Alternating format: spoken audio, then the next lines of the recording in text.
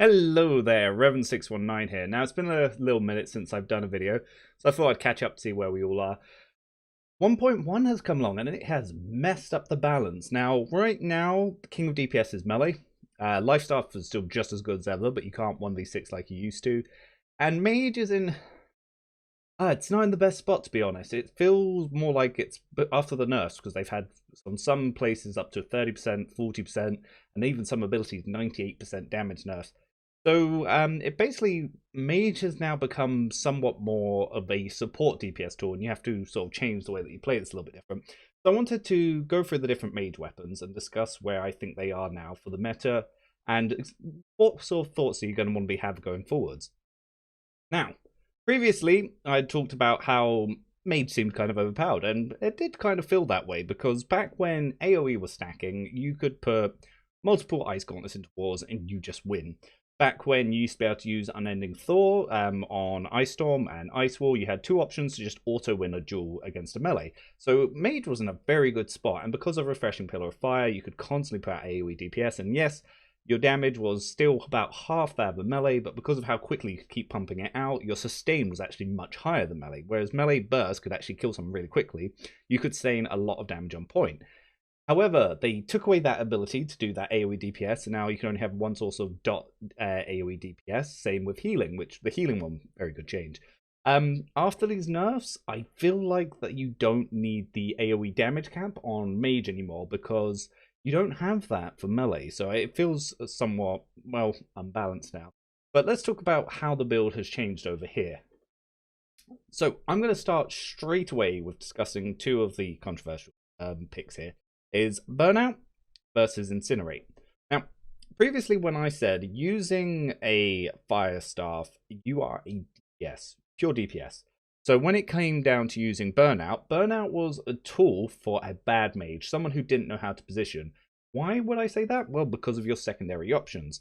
Fire Staff is a pure DPS weapon with no CC or anything to do like that. So why would you put on a runaway ability and take away from a damaging ability? When previously, when you paired it with the Ice Gauntlet had Entombed, which was a very powerful AoE, as well as your Get Out of Jail Free card to be able to survive through, say, gravity. And then you had either Medium Dodge or Light Roll to escape from melee, and you could kite them. So you didn't need a positioning ability. So picking that, you were sort of trolling your own damage, because your highest single target damaging ability was Incinerate, and it was your only ability that could damage through a shield. However, after the nerfs, and with how hard Ice Gauntlet has been nerfed, you're no longer a frontline DPS build, because before I used to be able to play in a medium dodge in melee range, and I used to be able to beat melee in melee range as a fire ice mage. I can't do that anymore. You've been nerfed so hard, it is just too risky. So I would say that now Fire Staff does want to be adopting the runaway coward playstyle of typical ranged games where you're just kiting, running away, trying to do small damage over time. And that's why we now go back to Burnout. Because Burnout, well, you need your tool to run away, and you need this to reposition yourself, and it's gonna, you need it. It's because now that Great Axe and Hammer both seen buffs, they have roots on Reap, they have roots on Maelstrom, and you no longer can jump out of Gravity Well. So your only way to survive with Gravity now is with Burnout, because Entombed just isn't good enough. So what they've done is they've changed Pillar of Fire, so the base damage went up to 170%, and you're like, oh, a buff. Nope, massive nerf. Because you used to be able to position the double hit, you used to do about 268% damage, so 170 is a little bit lower.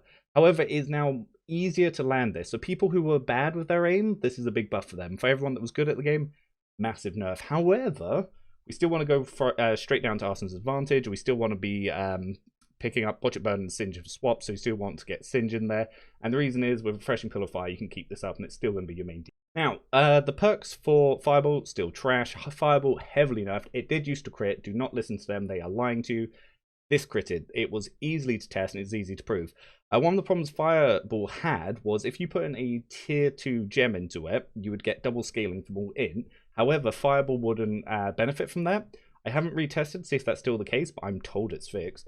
I've also been told that the Fireball perk's fixed. So now you can apply the Fireball perk to it, and you might be doing a little bit more damage. Who knows? But however, when it comes down to it, I still want to go into Runes of Helios. Reheat, terrible ability. People are like, oh yeah, my mana regen. I've never had an issue with mana. because when you're using the perks that allow you to dodge and get mana back, you can keep your mana up, especially in medium dodge. When you're using Arsenal's Advantage, you keep your mana up.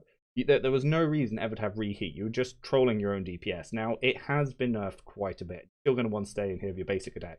Clear casting, they nerfed an ability that didn't work. Why? Don't know. They just decided to nerf an ability that didn't work. Now, when I say it doesn't work, clear casting, when you have your fire staff out, does not activate until you've taken damage. Then 3 seconds after you've taken damage, it will activate.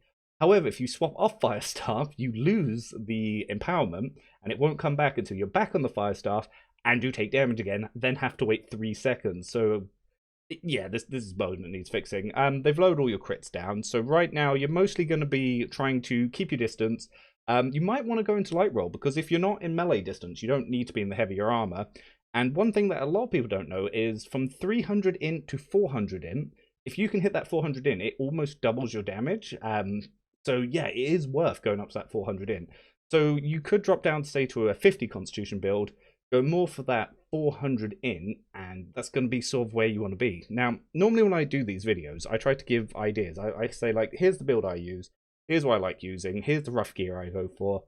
However, I have had furious comments because I don't play games like World of Warcraft, and they don't want ideas, they don't want discussions, they want you to tell exactly how to play the game and what to do. I'm still not going to do that. I'm not here to tell you how to play the game, but I am going to give you some ideas, and I will give ideas on gear. Now, something that a lot of people don't know about is the way gear scaling works. So before, with PvP scaling, so a level 25 in PvP gear would be quite deadly until you were like level 60 in PvP. And that was because the way the scaling worked, you had much higher advantage at low levels. They changed that, but the same idea still applies to gear. The higher your gear score of your heaviest piece, which will normally be your chest piece, and the rest of your gear, the more damage you'll mitigate. So normally, say you had all 200 gear, this would mitigate the exact same damage as all 600 gear in PvP. However, if your chest piece is 600 and the rest of your gear is 200, you will get scaled to a point where you mitigate way more damage than would be normal. So the ideal middle ground for this is the 490, the level 53 PvP faction gear, will have the exact same stats and mitigate the exact same damage in PvP as the 520 PvP gear. So what you do is you could get any 600 piece chest, say Void Bent, if you want to make a Void Bent chest, because now that Void Ore only costs 1k on most servers. Get Void Bent chest, so that's 600 gear score chest, and then all your other pieces, so say for my medium dodge, I'd have a heavy helm, I would have medium gloves, medium boots, and light legs, and that would all be 490. I will now mitigate more damage than if I was in all 600 Void Bent. That's how that works. So that's probably what you're going to want to be doing for gear. Now, when it comes to, say, jewelry, this will be the same across all builds. We'll talk about some of the other perks on some of the other things. But one of the really good things is stuff like the Infinity Crystal. Because health, 9% more maximum health, biz perk. Divine, you gain 9.3% more healing from all incoming healing effects, biz perk. Fortified.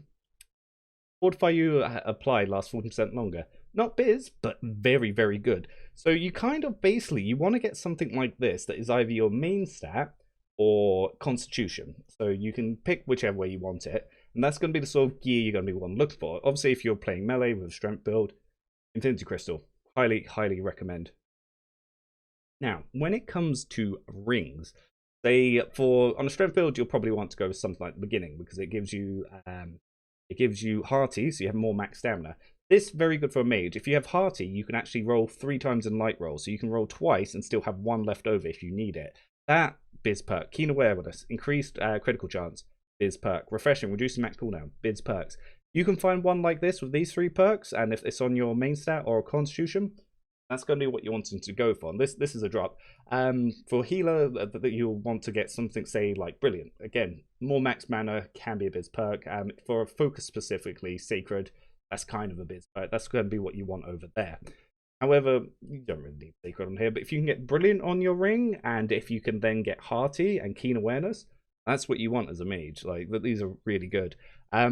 Say for Dex, you can also, again, there's a ring that you can get that you might not be obtainable anymore, but something like Refreshing Evasion, Hearty, Thrust damage, because if you have rapiers or bows or whatever, or spear, then this is really good main stat.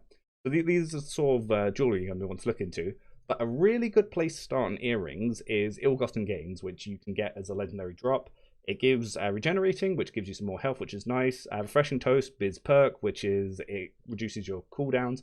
And Duplicating Toast, another Biz perk, which is you can sometimes use a potion and then not use it. These ones, if you check New World Database, it can tell you what mobs drop them. Try to get those. They're a very good place to start, and then eventually you'll be wanting to move that up to 600 gear score. But these are the sort of perks you're going to look at. But anyway, we'll go back and we'll talk about the other mage weapons. Okay, so Fire Staff is probably still the best DPS option you have as a mage, and unfortunately they have been gutted, and they are no longer... You'll still be able to top the leaderboard, because obviously doing lots of little damage to multiple people pushes your numbers up. However, the brainlets seem to think that, oh, this is OP, it's too strong. No, it's not OP, it's just good sustained DPS. Fire Staff needs a buff after these nerfs. It's been way overtuned in the wrong direction when you compare it to the Warhammer and when you compare it to the Great Axe, where they currently stand together in the meta. Like, it's just too much damage, too much CC on one build, but we'll talk about that when we come to the melee builds. However, so let's talk about the Ice Gauntlet. Ice Gauntlet, Entombed has been nerfed so much. Trash. I'd say just don't use it. A good way to do some damage is Ice Storm, and now Unending Thaw has been fixed. So if you land Ice Storm, you have 3 seconds to get a heavy freeze on someone, which will keep them in your damage for a little bit, which will give you enough time to set up an Ice Spike. Ice Spike is now going to be your main burst, and you're going to be wanting to get ultimate chill on that. Ice Shower, still the biz CC of mages, but you can dodge straight through it, so it's not as OP, and obviously Refreshing Frost can help reduce your cooldowns. With how much all your cooldowns have been increased, this is very important to get cooldown reduction on the mage. Very, very good option to have here. And then last of all, we're going to talk about Void Gauntlet. Now this is the build that I've gone the Void Gauntlet, pretty much all left tree, except from we're trying to get into the mana cost reduction over here. So I've dropped the Efficient Harvest because... and obviously Leeching Blade, because Leeching Blade only really applies to focus, and it's your heavy attacks when you've got the stacks done. Don't think it's that useful, but obviously reducing your mana costs by 25% when above 50% mana, very, very useful. Essentially, this build that you use this is you want, if you've compared, say you've combined this with the Ice Gauntlet, once they're in your shower, you then hit down your Oblivion, you then go into your Void Blade, and you start left-clicking them, and when they try to run away, you hit them with that Petrifying Scream. If you get the Scream perk that reduces healing by 50%, very useful. If you get the perk that allows Oblivion to remove buffs, very useful. Now, these 3 combos that you could use, you could do Fire Staff with Ice Gauntlet or Fire Staff with Void Gauntlet. Because the Ice Gauntlet and the Void Gauntlet are so close range, you don't really want them together, and they now both need the movement ability of the Fire Staff, because unfortunately, with all your other defensive options gone, yeah, your melee magic weapons, not so good at melee anymore. However, we're going to give you some other options here. Something that you can also pair both the Void Gauntlet and the Fire Staff with is Rapier, because the Rapier, instead of going, say, a 400 intelligence build with like 50 con, you can actually lower your intelligence a bit, get some dexterity in there, and then you can combine this with the Rapier. Now, the Rapier's main abilities that you'll tend to use here is Riposte, because if they attack into that they can get stunned. However, they can dodge out of the stun. This is still one of your best abilities in the game. You see someone going for a shockwave, you do this. You see someone going for an ability, you do this. You don't do it on their light attacks, you do this on an ability, because then they can't dodge out of the stun. And if you catch them in there, that's how you set up most of your damage. Evade still gives you an extra dodge, very useful, massive damage buff. And obviously Fléché, great movement ability, really good for escaping. You do 2 little rolls, you throw out a Fléché, throw out Evade, then you're back to be able to move at full speed. Very defensive option. Now, you can, say, go into Flurry, and if you're going to drop something, then you're going to want to decide probably between Evade and Riposte, but I much prefer this build. But you combine this with either the Void Gauntlet or the Fire Staff. You have your defensive option here, because obviously you've got Riposte, and then you've got the damage on the other 2. Your damage will still be very low, you won't outdamage other melees, but you do have the opportunity to outplay them. However, there is one other thing, and this is an interesting setup that you might not expect on a mage build. The sword. Now, normally I would show you loads of videos of this, but like I said before, people were complaining that there was too much videos and not enough explanation, so we'll try to stick to the explanations, and then in the coming days I'll start uploading some videos of these builds. One thing you can do with the sword is with a tower shield, your defenses are pretty much unpenetrable. The only way people will ever be able to get to your defenses is they need to be in melee and they need to be going for heavy attacks. Second you see a heavy attack coming, you bop them with a shield bash, they're slept. Now what you can do is you can then run behind them and put on an 8-second slow on them, so they're at 50% speed by doing a leaping strike in their back. And then you can keep your distance with then either peppering them with, say, the fire staff, or the void gauntlet, because they now can't escape. So if you put a 50% slow on someone, you then drop the oblivion on them, you start smashing them with the void blade, they try to run away, you petrify and scream them, they're gonna die, and they're not gonna be able to out damage you for all these fortifiers and all these damage reductions that they're taking here. So this will sort of create an unkillable 1v1 build, so it is very useful. And it's not just the Void Blade here, because obviously if you pop out your Oblivion, you go into Void Blade, people are just going to dodge away, and like you won't be able to get that Scream on them. You need to be wanting them to trade to be able to get that Scream, or them to be able to stamina, and that's where other setups come.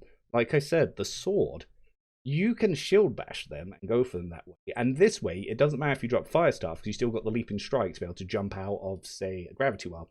Alternatively, you could even shield bash someone, and whilst they're stunned, you can then get the back attack on Arsenal's advantage, and you can drop one of these on them. Then you can hit them with a fireball, and then you can move away and keep going with your burnout.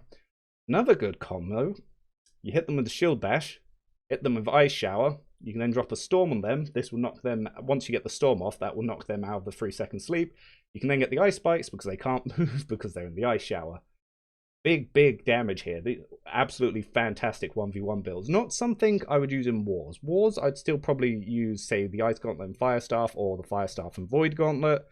Well, actually, no. Outpost Rush, Void Gauntlet, Ice Staff. But, yeah, Ice Gauntlet, still pretty good for Wars. It's very good for support DPS, and it will help your teammates out quite a lot to be able to get that in there.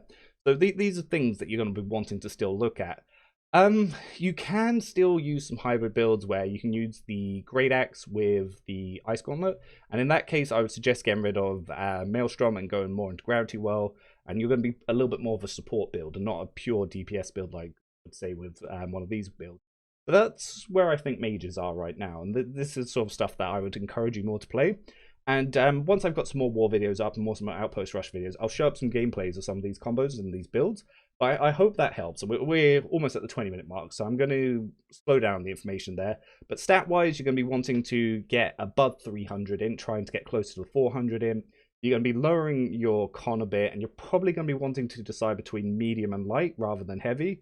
Because, well, at the end of the day, you're no longer the big dick DPS that you used to be. You're a lot more squishy, and it's just the way the game's designed. Alternatively, you could always go 200 con and just go full flamethrower and just be like, I am now flamethrower. You can combine that with sword and shield as well, so you can get those stuns people get on you and just be like, fire time. Great options, absolutely great options. But till then, that's the video.